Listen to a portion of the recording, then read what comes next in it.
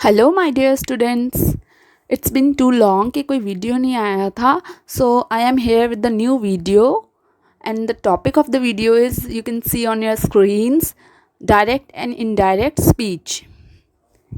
ये ऐसा टॉपिक है जो आपको क्लास 3, 4 से 10, 12 तक ईजिली हर बुक में मिलेगा ही मिलेगा। और आगे अगर आप किसी कंपटीशन के लिए प्रिपेयर करते हो, कॉम्पिटिटिव एग्ज़ाम के लिए, तभी भी आपको ये टॉपिक वहाँ पर मिलेगा। अभी जो मैं ये वीडियो अपलोड कर रही हूँ, इसमें पार्ट 1 और थोड़ा सा ही पार्ट मैं यहाँ पर अभी एक्सप्लेन कर रही हूँ इनडायरेक्ट एंड डायरेक्ट स्पीच का। सेकंड पार्ट में हम आगे के सेंटेंसेस भी कवर करेंगे, बट अभी इसमें सिर्फ बेसिक्स मैं यहाँ पर एक्सप्लेन करने वाली हूँ ताकि हमें कॉन्सेप्ट क्लियर हो सके। So let's get started. So here you can C direct indirect speech. यहाँ पर मैंने 2 इमेजेस बनाए हुए हैं जो कि क्लियरली आपको एक्सप्लेन कर रहे हैं कि डायरेक्ट स्पीच क्या होता है एंड इनडायरेक्ट स्पीच क्या होता है। जैसे कि हम जानते हैं कि पिक्टोरियल फॉर्म में अगर हम कुछ सीखते हैं तो उसको हम ज़्यादा अच्छे से समझ पाते हैं लिखने के तरीके से, है ना। अगर कहीं लिखा हुआ है तो हम कभी कभी आलस करते हैं कि इतना कौन पढ़े, बट अगर पिक्चर की फॉर्म में होता है तो हम देख करके उसको एकदम ग्रैब कर पाते हैं। तो फर्स्ट वाला डायरेक्ट स्पीच है, उसमें देखिए person A and person B यहाँ पर आपको दिखाई दे रहे हैं। पर्सन ए जो है अपनी बात, स्पीच होता है बात, वो डायरेक्टली पर्सन बी से कर पा रहा है। सेकेंड पिक्चर में इनडायरेक्ट स्पीच है जिसमें 3 persons are there, person A, person B and third one is teacher. तो इसमें पर्सन ए जो है वो डायरेक्ट अपनी बात टीचर से नहीं कह सकता है। वो पहले अपनी बात बोलेगा पर्सन बी को, फिर पर्सन बी उस पर्सन ए की बात को टीचर तक पहुंचाएगा। तो लॉजिकली जो पर्सन बी बात बोलेगा तो वो उस पर्सन ए के बारे में बोलेगा। तो यहाँ पर पर्सन्स भी चेंज हो जाने वाले हैं, जिसको हम आगे एज एन एग्जाम्पल समझेंगे। तो अगर मैं एक एग्जाम्पल ऐसी वर्बली दे देती हूँ कि अगर पर्सन ए कहता है दैट आई एम प्लेइंग, तो पर्सन बी जो है वो टीचर को जाके ये तो नहीं बोलेगा ना दैट आई एम प्लेइंग। वो ये बोलेगा कि वो खेल रहा है, वह खेलता है, मैं नहीं खेल रहा। वो अपनी बात नहीं कर रहा है, वो पर्सन ए की बात कर रहा है, क्योंकि वो बीच में मीडिएटर है। इसको एक तरीके से और आसानी से समझ सकते हैं कि चुगली करना, है ना। हम किसी की चुगली करते हैं, वहाँ से बात सुनी तो दूसरे को आके बोल दी, तो वहाँ पे हम दूसरे की बात बोलते हैं। ऐसे ही यहाँ पे हम पर्सन ए की बात थर्ड पर्सन को पहुँचा रहे हैं, अपने बारे में हम कुछ भी नहीं कह रहे हैं। तो इस बात को आपको, जब रूल्स आप फिक्स करेंगे, लगाएंगे, तो आपको इस बात का ध्यान रखना है कि पर्सन को आप फिक्स करने में कोई भी मिस्टेक ना करें। तो यहाँ पर अभी हमने क्या बताया कि पर्सन बी जो है वो पर्सन ए की बात टीचर को बोलेगा, डायरेक्ट स्पीच यहाँ पर नहीं होगी। Okay, I hope you understand. Okay, here is an example, Pinky said I go to school. तो यहाँ पे रिपोर्टेड वर्ब होता है सैड, SAID, सैड, बताया, टोल्ड या वट एवर, यहाँ पर कुछ भी हो सकता है, तो उसको हम रिपोर्टेड वर्ब कहते हैं। रिपोर्टिंग स्पीच जो कि हमें बात बोली जा रही है उसको हम रिपोर्टिंग स्पीच कहते हैं, और हमेशा वो इन्वर्टेड कॉमा के अंदर रहता है। उसको आप इजीली पहचान सकते हो। जैसे कि पिंकी की कही हुई बात क्या है, आई गो टू स्कूल, मैं स्कूल जाती हूँ। तो एक चीज़ और होती है, जब हम इसको इनडायरेक्ट में बनाते हैं, ये अभी डायरेक्ट में है, इसको जब हम इनडायरेक्ट में बनाएंगे तो ये जो कॉमाज हैं इसको हटा करके दैट का यूज़ करेंगे। दैट यूज़ करेंगे तो कोमा नहीं लगाएंगे। और जैसे यहाँ पर पर्सन चेंज मैंने आपको बोला था, तो जैसे आई गो टू स्कूल, तो ये जो पर्सन ए है, ये पर्सन बी इसकी बात थर्ड पर्सन तो पहुँचाने वाला है इनडायरेक्ट में। जैसे कि हमने पहले समझा था, इसमें 2 persons होते हैं। जो दूसरा पर्सन होता है वो उस पहले वाले पर्सन की बात जो है वो थर्ड पार्टी तक पहुँचाता है। तो अगर मान लीजिए सेकंड पर्सन ये बोलेगा कि पिंकी ने ऐसा कहा कि वो स्कूल जाती है, वह जाती है ना, वो तो नहीं जाता ना जो बात बता रहा है। तो आई की जगह पिंकी के जाने की बात हो रही है, तो पिंकी गर्ल है तो हम गर्ल के लिए शी लगा देते हैं। तो ये पहले हमने टेंस पढ़ के देख लिया, आई गो टू स्कूल, ये प्रेजेंट इंडेफिनिट का टेंस है, क्लियरली वी कैन से। तो यहाँ पर एक रूल होता है कि प्रेजेंट इंडेफिनिट का जब हम इनडायरेक्ट बनाएंगे तो वो पास्ट इंडेफिनिट में बनेगा। और पास्ट इंडेफिनिट में क्या रूल होता है कि हम वर्ब की कौन सी फॉर्म यूज़ करते हैं, सेकेंड फॉर्म यूज़ करते हैं। तो क्लियरली यहाँ पे सेंटेंस एकदम क्लियर है। Pinky, she, we can say that Pinky एक लड़की है, तो हम शी यूज़ करेंगे, एंड गो की सेकेंड फॉर्म वेंट, एंड बाकी का ऐसे ही हो जाएगा। तो she went to school. Okay, Pinky said that she went to school. This will be the right answer. Okay. नीचे जो मैंने ये 4 सेंटेंसेस दिए हैं ये हमारे चेंज हैं, मतलब कैसे अगर हमें इस फॉर्म में सेंटेंस है, इस टेंस में अगर हमारा रिपोर्टेड स्पीच या फिर आप कह सकते हैं डायरेक्ट वाला सेंटेंस है, तो अगर हम इसको इनडायरेक्ट स्पीच में चेंज करेंगे तो इन वाले सेंटेंसेस में चेंज हो जाएगा, टेंसेस में।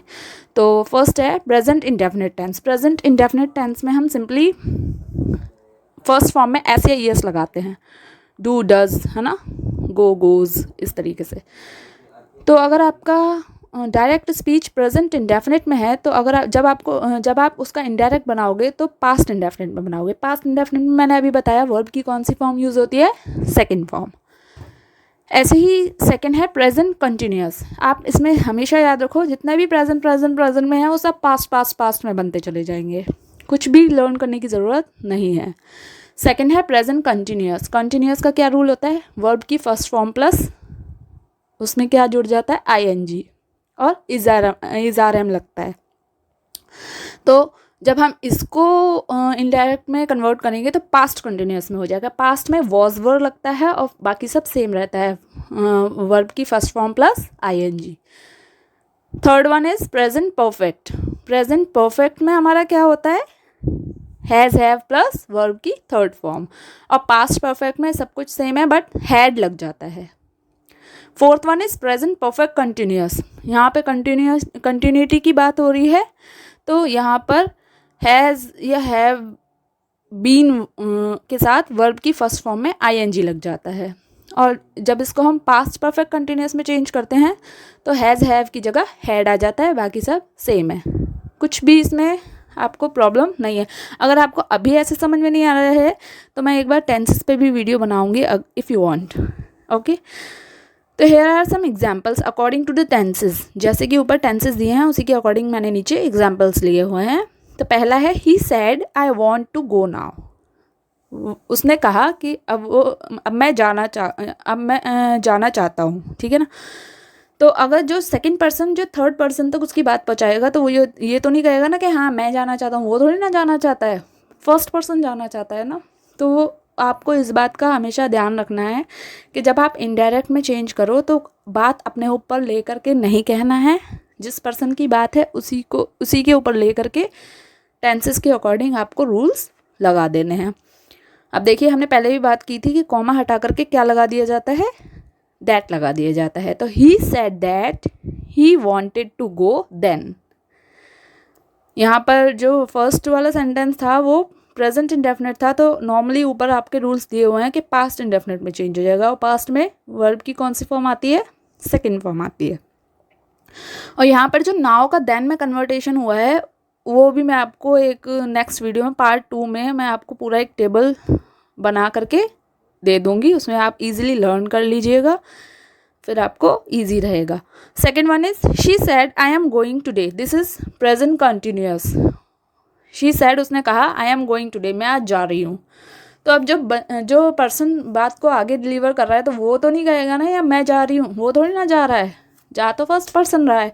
तो उसकी बात जब हम पहुँचाएंगे तो हमें सिंपल सा तरीका पता है कि जो पर्सन ये बात कह रहा है वो लड़की है, और हमें ये रूल्स पता है कि प्रेजेंट कंटिन्यूअस अगर रहता है तो हम उसको पास्ट कंटिन्यूअस में चेंज कर देते हैं। तो सिंपली क्या हो जाएगा, she said that she was going that day. Okay, third one है my father said I have come. तो इसमें थर्ड वाला रूल आप देख सकते हैं, प्रेजेंट परफेक्ट है तो वो पास्ट परफेक्ट बन जाएगा, हैव है तो हैड हो जाएगा, सिंपली वर्ब की थर्ड फॉर्म ही लगेगी। तो my father said that he had come. Fourth one is they said we have been working since morning. तो यहाँ पर भी देखिए ऊपर प्रेजेंट परफेक्ट कंटिन्यूअस है तो उसका पास्ट परफेक्ट कंटिन्यूअस है तो हैड हो जाएगा। They said that they had been working since morning. आप सारे के सारे 4 के 4 सेंटेंसेस में आप पर्सन को चेंज होते हुए इजीली देख सकते हैं। ही सैड, तो यहाँ पर हमारा पर्सन जो है वो ही हो गया है इनडायरेक्ट में।